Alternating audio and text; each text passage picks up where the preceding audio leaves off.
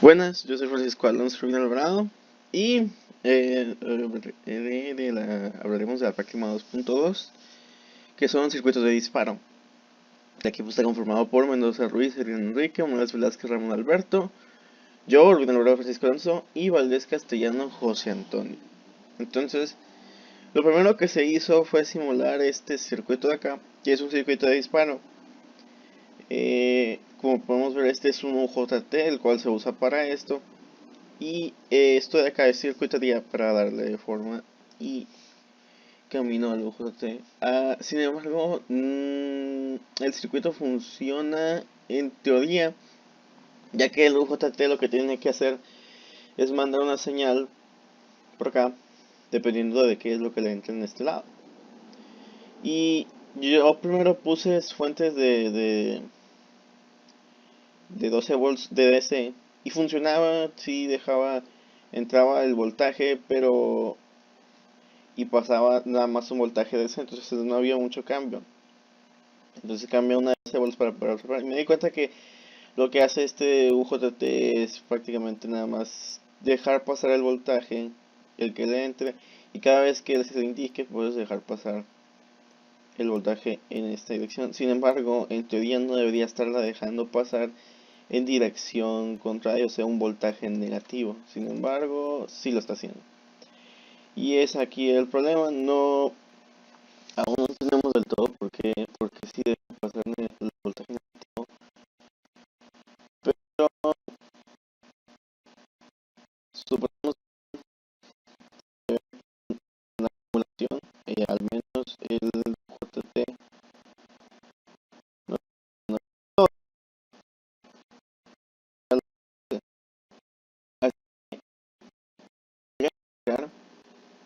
pero este es el circuito.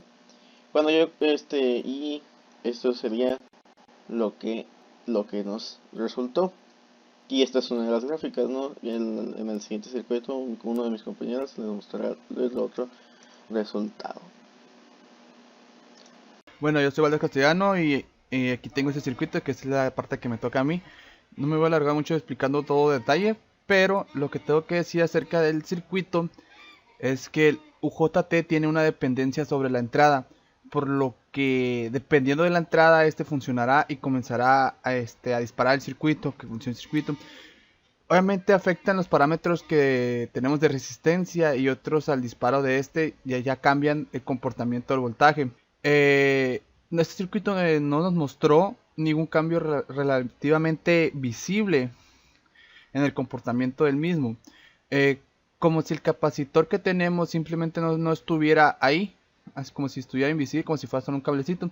Así que no queda realmente claro el funcionamiento de este en el circuito y cuál cambio se provoca. Para saber cuál cambio provoca, ocupamos saber, o sea, vamos a preguntar al maestro un poco más acerca porque son problemas que se tuvieron durante la práctica. Pero básicamente fue esta la conclusión a que llegamos con la simulación del circuito. Y pues la conclusión sería esa, que básicamente no observamos, no podemos ver el cambio que provoca el capacitor en el circuito, como observamos ahí mismo con su gráfica y todo.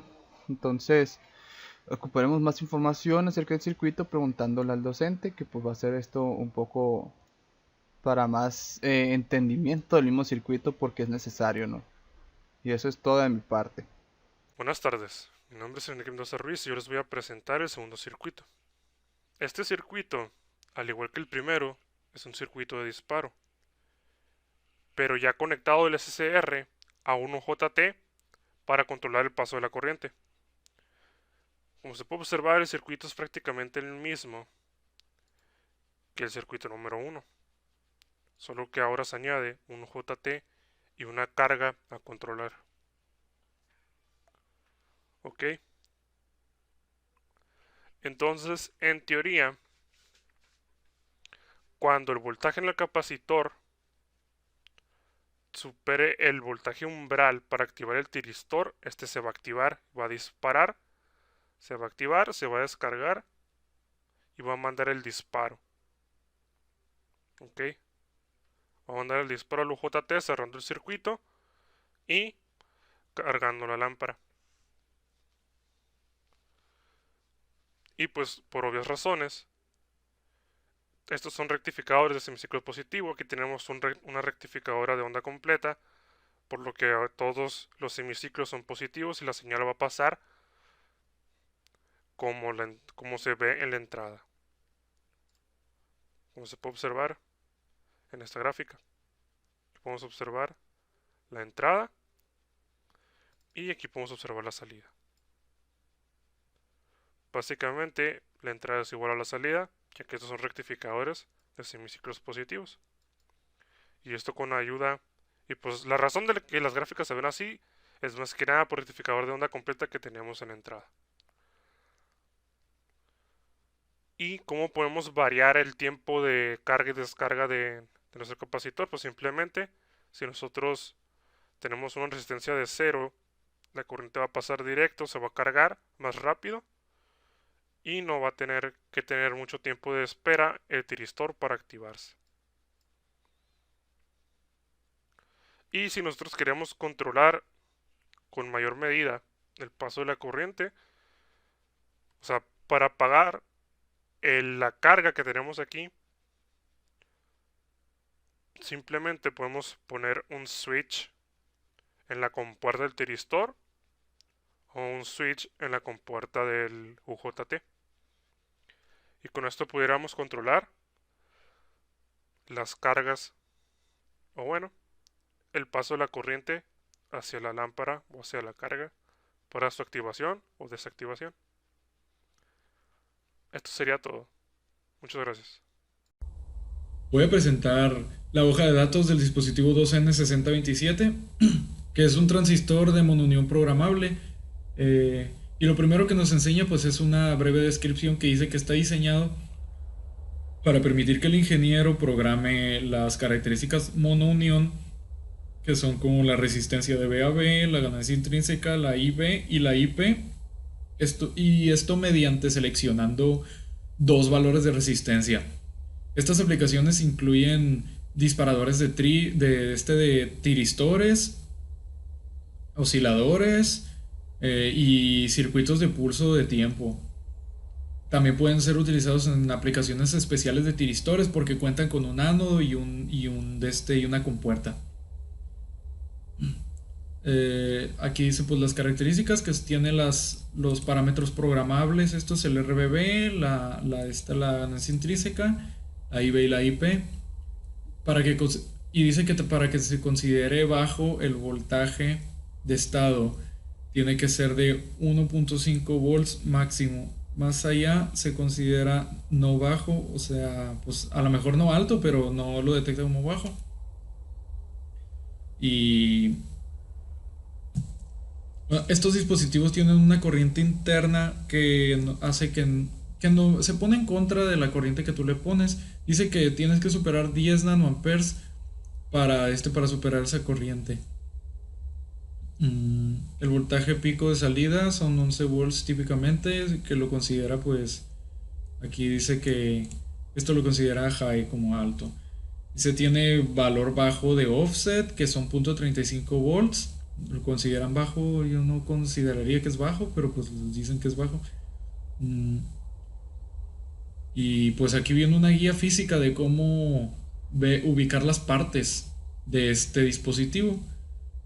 Aquí vienen unos números del 1 al 3 y pues viene un lado plano, del otro lado viene un lado circular, y estos números del 1 al 3 significan lo siguiente: el 1 es el ánodo, el 2 es la compuerta y el cátodo pues es el 3. De esta manera ubicaríamos las partes del transistor viéndolo pues físicamente, teniéndolo a la mano. Aquí están los valores máximos a 25 grados, de los que no te debes de pasar, sino dice aquí que estresarlo a valores más altos puede dañar el dispositivo. Entonces aquí dice que la potencia absorbida no puede ser mayor a 300 miliwatts y la corriente directa de ánodo no puede ser mayor a 150 miliamperes. La corriente de compuerta más o menos un aproximado de 50 miliamperes. Y aquí vienen unas especificaciones para unos pulsos, para pulsos de ciclos de trabajo, que vienen aquí tiempos y pues el promedio de corriente. Para acá hay uno de 10 milisegundos. Dice no repetitivo porque sería solamente pues una vez un pulso, un ancho de pulso. Aquí dice voltaje desde compuerta hasta cátodo debe ser de 40 volts o si no pues se va a dañar. De compuerta a cátodo valor de el voltaje inverso de menos 5 volts. De compuerta el valor de voltaje negativo de compuerta a ánodo debe no exceder 40 volts y el voltaje de ánodo a cátodo debe ser más o menos 40 volts, más o menos digo menos de esto, menos de ese valor, si no pues el dispositivo se va a dañar. Energía capacitiva de descarga 250 microjoules. Disipación, potencia de disipación 300 miliwatts. Temperatura de operación menos 50 grados a más 100 grados Celsius. Tiene un rango de temperatura pues muy abarca muchos ambientes. Temperatura de unión debe de ser de menos 50 a 125 grados y debe mantenerse entre esos valores. Y la temperatura del dispositivo, de la carcasa, de menos 55 a 150 grados Celsius. Después vienen características térmicas. Y dice resistencia térmica de unión a la carcasa y son 75 grados Celsius entre watts. Y la resistencia térmica de la unión al ambiente debe ser es de 200 grados Celsius sobre watt. Y la temperatura máxima para soldar, porque pues soldando podemos dañar un dispositivo obviamente, ya que estamos inyectando pues calor por medio de patas conductoras. Dice que 260 grados es lo máximo que puede llegar, si no lo vamos a dañar. Muy a tener en cuenta. Y valores eléctricos, características eléctricas, corriente pico son de 2 microamperes para el 2N6027, 0.15 microamperes para el 2N6028, 5 microamperes para el 2N6027 con este BS, y con este BS el 2N6028 es 1 microamper. Voltaje de offset, aquí vienen otra vez para cada uno, para el de ambos, que son de 0.6 y de 1.6 volts.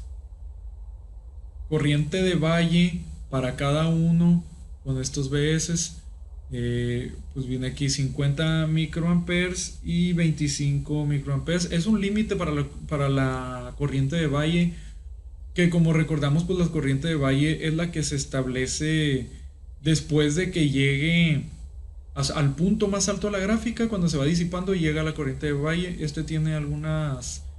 Bueno, estos no tienen limitaciones en cuanto a la corriente de valle, mientras esto sí.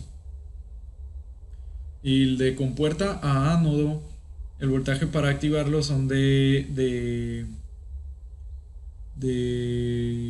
la corriente son de 10 nanoamperes de corriente directa.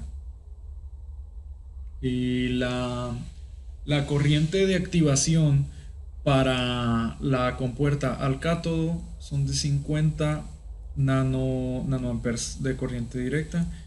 El voltaje directo de 1.5 volts para que pueda funcionar. Y voltaje pico de salida pues no tiene un valor establecido. Y voltaje de pulso del tiempo de rizo, digo, el tiempo que dura el rizo del pulso de voltaje son de 80 nanosegundos.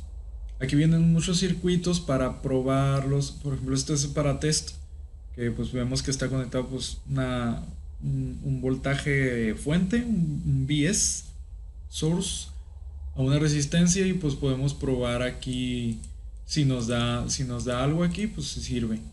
Aquí hay un ejemplo de cómo programar las características de monounión. Las características eléctricas aquí te las muestra. Aquí se puede ver, por ejemplo, aquí llega al corriente, digo, al voltaje pico, al voltaje pico, y luego viene hasta acá al voltaje de valle. Y luego aquí viene un circuito para probar la corriente pico. También viene pues otro para probar VO y el tiempo pues, de recuperación. Digo, de establecimiento de... El tiempo que le toma llegar pues para el punto más alto. Aquí viene el comportamiento típico de valle. Aquí hay una gráfica de voltaje de entrada contra corriente de valle, y vemos cómo se comporta con cada resistencia. Acá hay una de temperatura de ambiente con la corriente de valle. Todos tienen que ver con la corriente de valle, pues. Aquí corriente directa pico, y vemos que a 25 grados se comporta así el voltaje pico contra la corriente. Y aquí el voltaje de entrada contra el valor pico de salida. Se muestra pues esta gráfica con estos determinados valores de los según se arme el circuito. Entonces aquí está el símbolo del circuito para ubicarlo pues en diagramas. Cuando hagamos uso de este dispositivo, de este diagrama, de este símbolo tenemos que poner en el diagrama circuitos equivalentes y una aplicación típica. Gráficas de corriente pico. Ahora, contra voltaje de fuente con determinadas resistencias, la corriente pico se comporta de esta manera. Contra la temperatura, contra la corriente pico, con el valor de fuente, el voltaje de fuente igual a 10 volts, con determinada resistencia se comporta de esta manera. Aquí una de voltaje de entrada contra corriente pico con diferentes resistencias, y temperatura ambiente contra corriente pico. Entonces aquí hay un manual para ordenarlo. Vienen un montón de modelos. En realidad son pues la extensión del mismo para determinadas aplicaciones y equivalentes europeos también. Aquí viene la manera de pedirlo. Digo, la manera en que te lo van a enviar. Podemos ver, se maneja pues en mayoreo inmenso. Y aquí pues está la descripción de la orientación del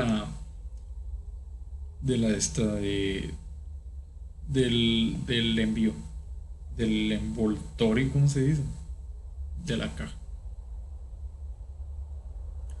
Luego aquí vienen las dimensiones, pues por si alguien piensa, no sé si va a entrar en mi caja, en mi circuito, no sé en qué lo quieran usar, pues aquí pueden ver sus dimensiones en milímetros y en pulgadas.